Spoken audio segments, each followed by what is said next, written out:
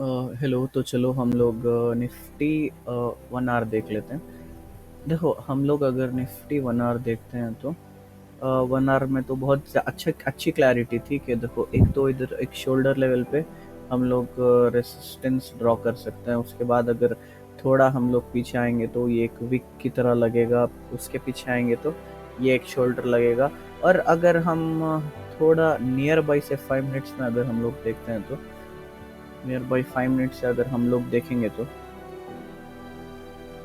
ये जो यहाँ से जो स्टार्ट हुआ था वो, और ये जो हमें जो एक विक की तरह लग रहा है, 1 मिनट में हम लोग देखेंगे तो और अच्छा लगेगा। 1 मिनट हम लोग देखते हैं तो हाँ देखो, यहाँ से जो टच हुआ है ये भी कहीं ना कहीं एक एज अ सपोर्ट काम करेगा।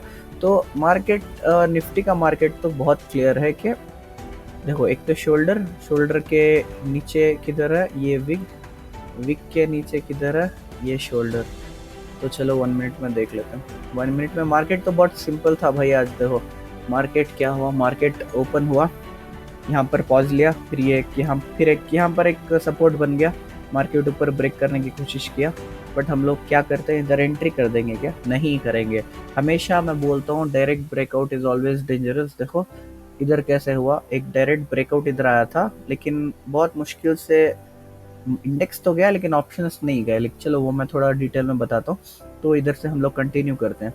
जैसा मार्केट क्या हुआ, मार्केट ओपन हो, देखो ये जो थे, ये जो लाइंस ड्रॉ किया है मैंने, ये मेन जोन्स बन जाएंगे। तो मार्केट ओपन हुआ, कहीं पे हाई पे ओपन हुआ, फिर मार्केट ऊपर गया, फिर इधर सपोर्ट लिया, फिर मार्केट ब्रेकआउट को ट्राई किया। लेकिन इधर हम लोग नहीं लेंगे। क्यों नहीं लेंगे? क्योंकि एक रूल है कि दो इंडेक्सेस भी चांस देना चाहिए, तभी हम लोग एंट्री कर सकते हैं, वरना गाफ फट जाएगी भाई। अगर तुम लोग थोड़ा भी थोड़ा भी चाली किया मार्केट के साथ तो मार्केट सीधा बम्बू डाल देगा। तो मैंने जो रूल बताया है भाई, उसको हमेशा फॉलो करो। देखो मैं बैंक निफ्टी बोल देता हूँ। बैंक निफ्टी अगर मैं खोलूंगा तो बैंक निफ्टी का क्लियर है, इतना कुछ हैवी नहीं है। इधर हम लोग देखेंगे तो इधर विग है, इधर विग है। और नियर बाई से अगर हम इसको देखते हैं तो कहीं ना कहीं, सॉरी एक मिनट, हम लोग इसको थोड़ा नीचे लेते हैं। हाँ, कहीं ना कहीं ये जोन है। फिर मैं ड्रॉ करूंगा तो ये विक पे जोन बनाना पड़ेगा, फिर उसके बाद ये जो यहाँ पे स्टॉप ले है उस पे जोन बनाना पड़ेगा। तो बैंक निफ्टी क्लियर है। अब मार्केट कहीं ना कहीं ये जोन और ये जोन और इसके नीचे ये जोन में फंसेगा। तो चलो हम लोग 5 मिनट्स में बैंक निफ्टी देख लेते हैं। बैंक निफ्टी क्या कर रहा है, बैंक निफ्टी हाँ देखो, ये 5 मिनट्स में हमें ये प्रॉपर इधर मैं लाइन कर देता हूँ। हाँ हाँ हाँ, ओके। तो मार्केट क्या कर रहा है, मार्केट मतलब क्लैरिटी है कि ये जोन और ये जोन के बीच मार्केट कहीं ना कहीं रेंज में आ जाएगा। तो ये जैसा मैं बता रहा था, एक मिनट, ओके। तो कहीं ना कहीं क्या हुआ, मार्केट, हाँ, मार्केट जैसा मैंने इधर बताया 10:30 पे अगर ब्रेकआउट हम लोग इधर सोच रहे हैं लेने का, एक तो 1 आवर में हम लोग देखेंगे तो 1 आवर में हम लोग देखेंगे तो ये तो लगेगा, बट फिर भी कहीं ना कहीं ये विक स्टॉप करेगी, ठीक है। बट वो कहीं ना कहीं लगता भी ब्रेकआउट है, क्योंकि क्योंकि एक जोन आया इधर, फिर एक स्टॉप बनाया, फिर इधर मार्केट ऊपर गया। तो कहीं ना कहीं एक ब्रेकआउट की तरह लगेगा। लेकिन वो हम क्यों नहीं ले सकते, इसके मैं 10 रीजन दे सकता हूँ। लेकिन सबसे इम्पोर्टेंट रीजन ये है कि देखो, जब ब्रेकआउट आया 10:25 पे, बैंक निफ्टी किधर था, 10:25 पे बैंक निफ्टी कहीं आसमान पे उड़ रहा था। ये हम इधर बीचे बीच कहाँ लेंगे भाई, कभी हो ही नहीं सकता ऐसा लेने का। तो चलो उसको इग्नोर मारते हैं। और इसके मैं बहुत सारे वजह बताता हूँ तुम्हें। एक तो ट्रेंड लाइन है। अगर ये मार्केट रिट्रेसमेंट पे ट्रेंड लाइन पे आया तो मार्केट ये जोन के नीचे आ जाएगा। तो पहली बात, अगर ये जोन के नीचे आ गई फिर ऊपर गया तो ये खुद ही एक रेसिस्टेंस बन जाएगा। तो बहुत सारे रीजन है। और एक तो एक ब्लाइंड ब्रेकआउट में, ज्यादातर मैं ब्रेकआउट में एंट्री नहीं करता भाई, सही बोलो तो। बट फिर भी चलो एंट्री मार, मतलब नहीं मारना है एंट्री, स्पेशल नहीं मारना है, क्योंकि फर्स्ट ही रूल जो है, both indexes should give a chance, वो यहाँ अप्लाई नहीं हो रहा है, ठीक है। तो मार्केट क्या हुआ, फिर मार्केट नीचे आया, मार्केट फिर ऊपर गया, इस ये एज ए शोल्डर लिया, फिर ये जो जोन था इसे ब्रेक कर दिया, ठीक है। अब क्या हुआ, ये जोन तो इधर है, ये पूरा भी फिल नहीं किया, फिर मार्केट ऊपर आया, कहीं ना कहीं इधर भी एक प्राइस एक्शन बनाया। अगर हम प्राइस एक्शन देखें तो ये काइंड ऑफ ऐसे बनता है, ठीक है। तो क्या हुआ, इधर फिर एक शोल्डर पे जगह लिया, सबको ऐसे लग रहा था कि यहाँ से नीचे जाएगा, बट ये कवर नहीं किया, फिर ऊपर आ गया। तब मुझे कहीं ना कहीं लगा कि मतलब चलो एक ट्रेंड लाइन है।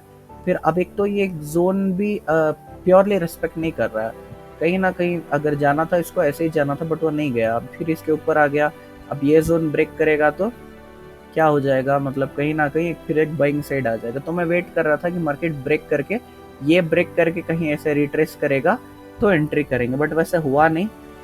तो क्या हुआ, मार्केट ये लाइन पे बार बार सपोर्ट लेता रहा, बार बार सपोर्ट लेता रहा, और कहीं ना कहीं एट द एंड ये इधर ब्रेक कर दिया। देखो डायरेक्ट ब्रेकआउट्स हमेशा ट्रैप होता है, क्योंकि मतलब भाई तुम कोई भी वीडियो खोलोगे स्टार्टिंग में तो ऐसे ही लगेगा कि ब्रेकआउट आते ही एंट्री करना है। और एक तो इधर ये एक साइकोलॉजिकल लेवल भी है 25,000, तो यहाँ से मार्केट अगर ऊपर रहेगा तो ऊपर ही रहेगा, नीचे रहेगा तो नीचे ही रहेगा। तो इधर देखो मार्केट ने ट्रैप किया, पहले इधर बाइंग दिखाया, लोगों को ट्रैप किया, फिर मार्केट नीचे आ गया। तो अब मतलब जब ये मार्केट एक बार यहाँ के पुल से ऊपर नहीं गया और इधर आ गया, तो कहीं ना कहीं चलो पता तो चल गया था कि मार्केट सेलिंग साइड है। लेकिन मार्केट जब इधर ब्रेक किया तो कौन एंट्री करेगा भाई, चूतिया लोग एंट्री करेंगे, हम लोग ने, मैं नहीं एंट्री करने वाला, क्योंकि डायरेक्ट ब्रेकआउट हमेशा डेंजरस होता है। तो मैं रिट्रेसमेंट पे जप रहा था कि मार्केट चलो एटलीस्ट रिट्रेस एटलीस्ट यहाँ तक करे, क्योंकि देखो पहली बात मैं एंट्री ही नहीं करता ये शॉर्ट पे, लेकिन फिर भी मैंने एंट्री क्यों किया, क्योंकि अगर ये मार्केट ऊपर गया तो ये यहाँ पे जो एक अननेसेसरी सपोर्ट बना पड़ा था वो रेजिस्टेंस बन जाएगा। वो भी ब्रेक किया तो क्या बनेगा, ये जो यहाँ एक एम फॉर्मेशन हुआ था वो रेजिस्टेंस बन जाएगा। तो अगर वो भी ब्रेक किया तो क्या होगा, ये जो ट्रेंड लाइन आ रही है ये कहीं ना कहीं सपोर्ट सॉरी रेसिस्टेंस बन जाएगी। अगर ये एम एम जो है वो नहीं होता और ये नहीं होता तो मैं एंट्री ही नहीं करता, क्योंकि तब तो पक्का ऐसा रिट्रेसमेंट ऊपर जाके ट्रेंड लाइन टच करके नीचे आएगा। तो मार्केट मैंने कहाँ एंट्री किया अगर मैं बताऊं तो चलो 25,000 पी ही लेते हैं, 25,000 पीई, ओके 25,000 पीई, 25,000 पीई पे देखो। और एक चीज़, हाँ ये एक इंडेक्स में एक चीज़ मैं आपको बताता हूँ, मैंने एक वीडियो मतलब शायद अपलोड नहीं किया होगा, लेकिन उसमें मैंने एक बताया हुआ है कि इंडेक्स और ऑप्शंस बहुत अलग अलग खेलते हैं भाई। तुम ऐसा नहीं कि इंडेक्स अगर ऊपर जा रहा है तो ऑप्शंस भी ऊपर जाएंगे, इंडेक्स नीचे जा रहा है तो ऑप्शंस भी नीचे जाएगा, ऐसा बिल्कुल भी नहीं होता है। क्योंकि देखो यही मैं तुम्हें एक छोटा सा एग्जांपल देता हूँ, मार्केट का लास्ट टच क्या था 918 पे, इधर देख लो मार्केट का लास्ट टच 918 पे इधर था, ठीक है। मार्केट अब ये पीई है, पीई, तो मार्केट अगर इसे ब्रेक करके मेरा टारगेट भी जब रीच हुआ, मैंने बाई कहीं यही यहाँ पे कुछ किया था, पी बाई किया था, तो मार्केट यहाँ तक जब रीच भी हुआ तो भी मार्केट इसके ऊपर आया ही नहीं, ये जोन के तक भी नहीं आया भाई, इसके ऊपर तो छोड़ो, ये जोन के पास भी नहीं आया। हालांकि बहुत कम होता है बट कभी कभी होता है। इसका एक ही सोल्यूशन है कि तुम्हें लो लेवल्स पर बाई करना चाहिए। और मैंने एक रूल मैंने बनाया हुआ है कि always buy at red candles and sell in green candles in option. भाई कितना भी जबरदस्त तुझे लग रही हो शॉर्ट, तू वेट कर ऑप्शंस में थोड़े रेड कैंडल्स है, क्योंकि ऑप्शन कहीं ना कहीं इंडेक्स गिरे ना गिरे वो थोड़ा गिर के ही जाएगा। तो ठीक है, इधर देखो मैंने कहाँ एंट्री किया, मैंने कहीं ना कहीं मार्केट जब ये ब्रेक किया तो ऊपर आया, फिर मैं वेट ही कर रहा था। अब ये हाँ मैं निफ्टी बैंक निफ्टी समझा देता हूँ। बैंक निफ्टी क्या था, बैंक निफ्टी एकदम बहुत जर जर जर ऊपर चला गया, फिर मार्केट नीचे आया, फिर ऊपर गया, फिर नीचे आया। एक तो अब ये सपोर्ट बन गया, एक अननेसेसरी सपोर्ट बन गया जो ज़रूरत ही नहीं थी। अब ये जो मैंने लाइन ड्रॉ की थी एक मेन सपोर्ट है, अगर हम लोग 1 आवर में मैं देखूँ तो ये मैंने जो लाइन ड्रॉ की हुई है ये एक हाँ ये एक विक की सपोर्ट है, ठीक है। यहाँ से अगर हम 5 मिनट्स में क्लोजली देखते हैं तो हाँ ये एक बहुत अच्छा लेग जो है इसका उसका सपोर्ट है। तो मार्केट क्या हुआ, कहीं ना कहीं जब निफ्टी में ये फॉल आया तो बैंक निफ्टी अभी यहाँ पर आके थोड़ी क्लोजिंग दी भाई, दो थोड़ा क्लोजिंग दी, तो एक चीज़ तो कंफर्म हो गई कि बाइंग साइड तो एलिमिनेट हो गई।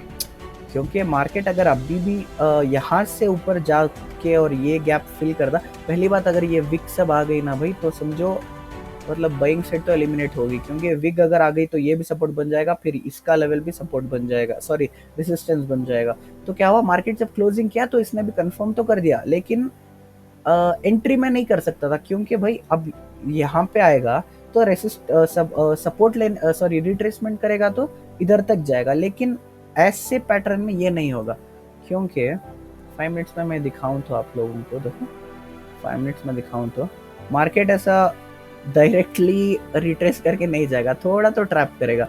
तो इसमें भी एक अच्छी चीज क्या थी ना भाई, देख अगर यहाँ से मार्केट ऊपर भी जाता है तो ये दिख रहा है, ये भी एक कहीं ना कहीं प्राइस एक्शन था, तो मार्केट एटलीस्ट इधर रुक जाता, ये भी अगर बच जाते तो एटलीस्ट इसके लेवल्स पे तो रुक ही जाता। तो कहीं ना कहीं बाइंग एलिमिनेट हो गई थी, तो मैंने मार्केट ये ब्रेक किया और वेट करके कहीं ना कहीं इधर जब बैंक निफ्टी बहुत ज़्यादा इधर चला गया और ये लेवल्स जब उसने टच किया नियरली 1356, हाँ ये टच पे मैंने पी लिया था, निफ्टी का पी लिया था। निफ्टी का पी कितने पे चल रहा था, 1356, हाँ निफ्टी का पी 10 मैंने कुछ लिया था 106 के करीब शायद कुछ लिया था, 106 पे मैंने लेके मैंने स्टॉप दिया था कुछ 90 हाँ 89 कुछ पे दिया था।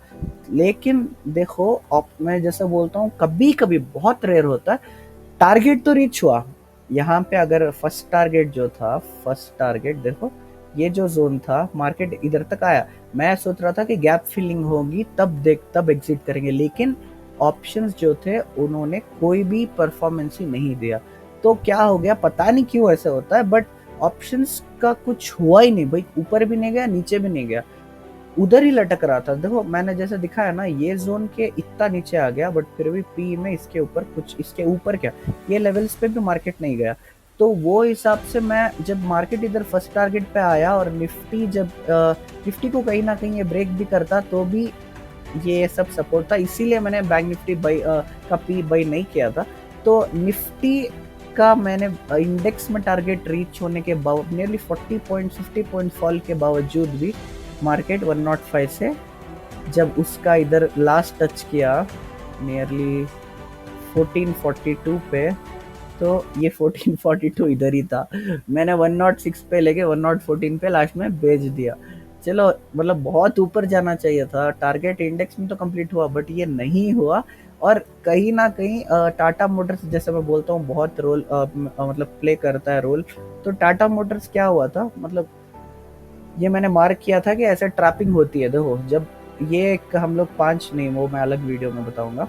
तो मार्केट का सिंपल रोल है, जब मार्केट फुल ऊपर आया, मतलब सॉरी फॉल हुआ, तभी एक मतलब सेलिंग साइड तो इंडेक्स बन गया, लेकिन चांस रहती है जब मार्केट ऊपर जाके कहीं रिवर्सल ना आ जाए। तो ये जोन उसने एंटर किया तो लगा कहीं रिवर्सल ना हो जाए, बट ये जब उसने टच करके मतलब ब्रेक कर दिया छोटी सी ट्रेंड लाइन, तो कहीं ना कहीं ऐसे लग रहा था कि ठीक है अब ये गोल्डन हॉर्न हो गया और मार्केट फिर यहाँ तक टच करेगा। तो अफसोस वो हुआ ही नहीं, और मार्केट एक छोटी जो विक दिख रही है इसको रेस्पेक्ट करके मार्केट इधर ही टिक गया। लेकिन निफ्टी को कवर अप देना चाहिए था, बट वो एट द एंड नहीं हुआ। अब सॉरी इंडेक्स में तो गया, बट पता नहीं क्यों एक इलॉजिकल सिचुएशंस होते हैं ये कभी कभी, इंडेक्स मूवमेंट ही नहीं करता। तो ऐसे टाइम पे हमें जब फर्स्ट टारगेट्स आते हैं तो एग्जिट कर लेना चाहिए, ताकि मतलब चलो हम लोग आज कमाए नहीं कमाए वो बहुत अलग बात है भाई, बट कल के लिए हमें हमेशा हमारा जो भंडवाल होता है, जब मतलब जो हमारा डिपॉजिट, जो हमारा मनी पावर होता है, उसको हमें बचा के रखना चाहिए।